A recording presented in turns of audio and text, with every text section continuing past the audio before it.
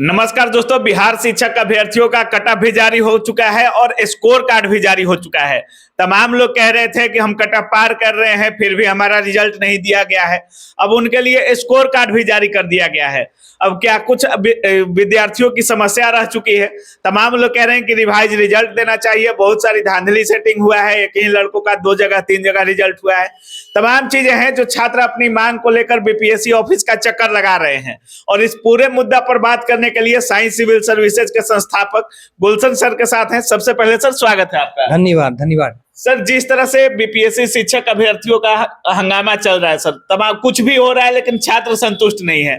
जैसे नियोजित हो गया, कट ऑफ हो गया, रिवाइज रिजल्ट हो गया, तमाम मांगे हैं जिसको लेकर बीपीएससी शिक्षक अभ्यर्थी अभी भी बीपीएससी का चक्कर लगा रहे हैं। सर, कट ऑफ जारी कर दिया गया है, स्कोर कार्ड आ चुका है, फिर भी छात्र कह रहे हैं कि हम कट ऑफ पार कर रहे हैं, सीटें भी खाली हैं, लेकिन फिर भी हमको रिजल्ट नहीं दिया गया है। क्या कुछ गड़बड़ी है सर? देखिए, सबसे पहले जो बीपीएससी अभी एग्जाम लिया, ट्री का जो अभी शिक्षक का जो एग्जाम लिया, सबसे पहले जब ये एग्जाम ले रहा था उसमें इतना फास्टली ये काम किया, बहुत अच्छा है। अब तक का बीपीएससी का सबसे अच्छा एग्जाम हम इसको मान सकते हैं। लेकिन जैसे ही कट ऑफ जारी हुआ, मुझे भी बहुत सारे जब क्लास में आते हैं बच्चे लोग, मैं पूछता भी हूँ आपका टीचर में हूँ, आपका बोला नहीं सर नहीं हो रहा है लेकिन नंबर अधिक है।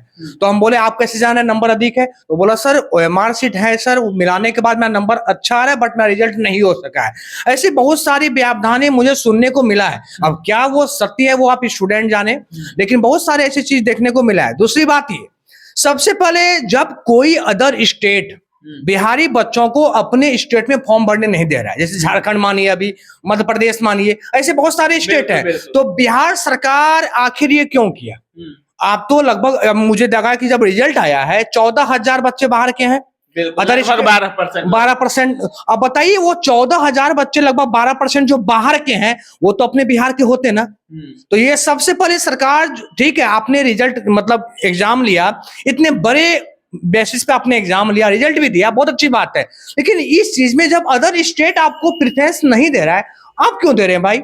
बिहार के बच्चे तो इतना निकल गए बाहर ना। दूसरी बात है, और अगर वो नहीं होते तो बिहार के बच्चे बिल्कुल क्यों नहीं होते? आप ही बताइए, यदि आप बिहार को ही प्रेफरेंस दे, जब अदर स्टेट ये काम कर रहा है तो हम क्यों नहीं करें?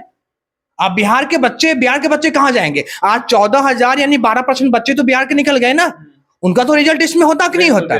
अब देखिए, अभी और भी हम एक चीज देखे हैं कि एक ही बच्चों का रिजल्ट आपका 6-8 में भी हुआ है, जो स्टेट क्वालिफाई थे, 9-10 में भी हुआ और +2 में भी हो गया। बताइए, एक ही का रिजल्ट 3 जगह हो जाना, वो भी सीट तो वैकेंट होगा ना, उसमें भी तो बच्चे खाली रहेंगे कि नहीं रहेंगे? तो ये सब चीजें पे थोड़ा सा ध्यान देना चाहिए था। सर, एक मुद्दा और है नियोजित को लेकर, जो भी जिनका रिजल्ट नहीं हुआ है वो छात्र साफ मांग कर रहे हैं कि इस वैकेंसी से नियोजित को बाहर रखा जाए। लोग छात्र कह रहे हैं कि 40,000 के लगभग नियोजित हुए हैं, लेकिन बीपीएससी कह रहे हैं कि 28,000 के आसपास नियोजित शिक्षकों को बहाल किया गया है। लेकिन साफ कह रहे हैं जिनका रिजल्ट नहीं हुआ कि ये वैकेंसी अगर नियोजितों के लिए ही थी, अदर स्टेट वालों के लिए ही थी, तो फ्रेश छात्रों का रिजल्ट कितना है? एक ही सीट पर 1 to 5 में भी छात्र क्वालिफाई हैं, 9-10 में भी हैं और 11-12 में भी हैं। अब ये डिपेंड करता है कि वो डॉक्यूमेंट वेरिफिकेशन के बाद किस में ज्वाइन करते हैं, तो सीटें तो खाली रह जाएंगी और नियोजित भी सीटें ले गए और सीटें खाली रखा भी गया है आयोग की तरफ से। तो फ्रेश वैकेंसी, नियोजित के बारे में क्या सोच रहे हैं? देखिए, जैसे ये एग्जाम का प्रोसेस शुरू हुआ, उसमें क्या बोला गया कि पहले जो सीटेट क्वालिफाई है, बोला गया था सीटेट क्वालिफाई 1 से 5 में वो होगा, तो फॉर्म तो उसमें सब भर दिया, सीटेट भी एग्जाम लिया। उसमें आप ये भी देखिएगा कि बहुत सारे छात्र ऐसे होंगे जो सीटेट क्वालिफाई नहीं कर पाए होंगे इस बार एग्जाम में, लेकिन टीचर में उसका हो गया होगा, यहाँ भी तो सीट खाली होगा। और नियोजित बारे को जो आप ही दे रहे हैं, तो बच्चे इसमें तो और नई न्यू लड़के दिख कहाँ रहे हैं? मुझे तो बहुत कम दिख रहे न्यू लड़के इसमें। मतलब नए फ्रेश छात्रों के साथ थोड़ा नाइंसाफी हुआ ही है। और एक दो बात हम टीचर की वैकेंसी को लेके कहेंगे। सबसे पहले ये बात कहेंगे कि जब आप टीचर की वैकेंसी मानिए निकाले थे, इसके पहले आपने स्टेट का एग्जाम शायद 2018 या 19 में लिया गया था स्टेट का। तो जब आप 18-19 में स्टेट का एग्जाम लिए, कोरोना काल के बाद लगभग 23 में आप एग्जाम ले रहे हैं, 4 साल हो गया। क्या इस 4 साल में लड़के और एजुकेटेड नहीं हुए होंगे? क्या बीएड पास नहीं होंगे? आप उन छात्र को छांट दिए। दूसरी बात और, ठीक है, सुप्रीम कोर्ट ने यह आदेश दिया कि बीएड वाले को आप निकाल दीजिए, कुछ तो करना चाहिए। आप एग्जाम लिए, बीएड वाले लगभग 350 बच्चे हैं। अभी भी मामला सुप्रीम कोर्ट में बना हुआ है बना हुआ है। सर, शायद 30 तारीख को कुछ पुनर्विचार पर फैसला भी होना है। बिल्कुल। आप ये बताइए, देखिए पहले कि आपने बीएड वाले को पहले फॉर्म भरवाए, ठीक है, आपने फॉर्म भरवाए तब सुप्रीम कोर्ट का फैसला आया था। लेकिन आप अभी जो सुप्रीम कोर्ट अभी निर्णय भी अपना नहीं दिया है, लेकिन सबसे पहले आप ये समझिएगा 350 लड़के फॉर्म भरे होंगे, फॉर्म भरे, उतना पैसा गया एग्जाम देने के लिए, आप यहां से वहां भेजे सब बच्चे को। ये छात्र कब तक ऐसे करते रहेंगे? ठीक है, सुप्रीम कोर्ट की फैसला है कि डीएलएड वाले को आप 1 से 5 में दीजिए, लेकिन जो बीएड वाला 3.5 लाख लड़के था उसके लिए कुछ करना चाहिए ना आपको भाई। बिल्कुल, आप उसको 6 से 8 में ले लेते, कहां दिक्कत हो जाती? जो बच्चे 6 to 8 में वैकेंसी नहीं थी, 1 to 5 में नहीं थी, तो आप बताइए 3.5 लाख बीएड वाले बच्चे अब क्या करेंगे? अब उनको तो लग रहा है कि मैं फॉर्म भरा था, मैंने पैसा दिया, एग्जाम भी मैं जाके अदर जगह दिया, अब वो बच्चे कहां जाएंगे? अब फिर बोल रहे हैं कि फिर से वैकेंसी हम निकालेंगे। अब जब फिर से वैकेंसी निकालिएगा, क्या वहां पे आप फी नहीं लीजिएगा फॉर्म भरने का? लीजिएगा ना, और फिर सेंटर भेज दीजिएगा। बीपीएससी शिक्षक भर्ती की एक्सक्लूसिव बैच आ चुका है, जिसमें 6 to 8, 9, 10 और 11, 12 सभी के लिए कंप्लीट बैच उपलब्ध है। जीएस के साथ सब्जेक्ट भी उपलब्ध है। तो अगर आप इसकी तैयारी कर रहे हैं तो ऑफिसर्स अकेडमी के साथ जुड़िए, हमारे ऐप को डाउनलोड कीजिए और ऑफर का लाभ उठाइए। सिर्फ 999 रुपए में सभी विषय, सब्जेक्ट सब कुछ उपलब्ध है। 999 रुपए में दिए गए नंबर पर संपर्क करें और ऑफिसर्स अकेडमी को ऐप को डाउनलोड करें। बहुत बहुत धन्यवाद। यहाँ से वहां तो बच्चे को कितना तकलीफें हो रही है, ये सब थोड़ा सा ध्यान दीजिए। लेकिन थोड़ा सा कहीं न कहीं मुझे लग रहा है कि पारदर्शिता की कमी हुई है टीचर एग्जाम, हुई है। बिल्कुल। पारदर्शिता की कमी पर बात कर रहे हैं सर। तमाम छात्र कह रहे हैं कि काउंसलिंग को अभी कुछ दिनों के लिए रोक दिया जाए और पूरे रिजल्ट को रिवाइज रिजल्ट के तौर पे बढ़िया से सुधार करके एक बार सटीक रिजल्ट दिया जाए, ताकि सारे छात्र, जिनका रिजल्ट हुआ है वो भी और जिनका रिजल्ट नहीं हो पाया है वो भी, दोनों लोग अच्छे से संतुष्ट हो। देखिए, हम बिल्कुल सही बात आपने बोला। कल भी हम यूट्यूब वगैरह देख रहे थे, कुछ तो ऐसा लगा कि अदर स्टेट के छात्र का 9-10 में हो गया रिजल्ट। जब आपने यह कहा कि जो स्टेट बच्चे पास होंगे वही 6 से 10 में आएंगे, वही 9-10 में बैठेंगे। जब अदर स्टेट का बच्चा स्टेट क्वालिफाई ही नहीं किया तो कैसे रिजल्ट उसका उसमें हो गया?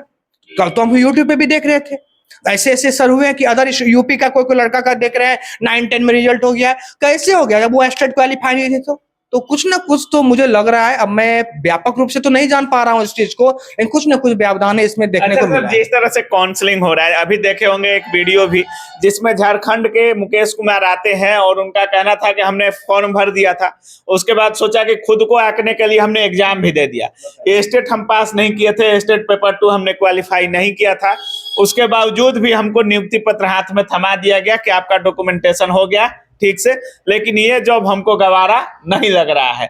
दूसरे का हम एक सीट अपना उसका हक मार रहे हैं, तो कहीं ना कहीं काउंसलिंग में भी गड़बड़ी हो रही है सर, उस पर क्या बोलिए? मुझे तो लग रहा है कि देखिए, इतने तीव्र गति से रिजल्ट देना बहुत अच्छी बात है, लेकिन काउंसलिंग भी इतनी जल्दी कराना, कुछ थोड़ा सा वेट कर लिया जाता है। गड़बड़ी में गड़बड़ी हो गई थोड़ा सा तो मुझे लग रहा है। क्योंकि आप ठीक है, अभी बीएड वाले का निर्णय सुप्रीम कोर्ट नहीं दिया, आप उनको पेंडिंग रख दिया है, आने देते क्या दिक्कत हो जाती? हर चीज को देखने के बाद सुप्रीम कोर्ट के फैसला के बाद रिजल्ट आना चाहिए। देखिए, रिजल्ट आप दे दिए, सही बात है, लेकिन वो 3.5 लाख बच्चे के भविष्य को तो सोचिए।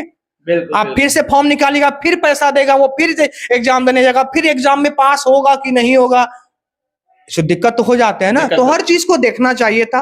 ठीक है, सुप्रीम कोर्ट का अपना जजमेंट क्या रिवाइज रिजल्ट में बीएड वालों को भी शामिल करना चाहिए? हम बोलेंगे बिल्कुल करना चाहिए। काहे 3.5 लाख बच्चे का ये वो क्या बोलते हैं, वो यहाँ बिहार का वो बच्चे हैं या कहीं बच्चे हो, क्या उनका भी इसमें तो है ना भाई, उनका भी रिजल्ट होना चाहिए था। तो सुप्रीम कोर्ट के फैसले का वेट करना चाहिए। हाँ, बिल्कुल वेट करना चाहिए था। और इन बच्चों को यदि सुप्रीम कोर्ट ये फैसला अंतिम दे देता है कि डीएलएड वाले को ही 1 से 5 में दीजिए, तो बिहार सरकार को सोचना चाहिए कि 3.5 लाख बच्चे को कहां ले जाए।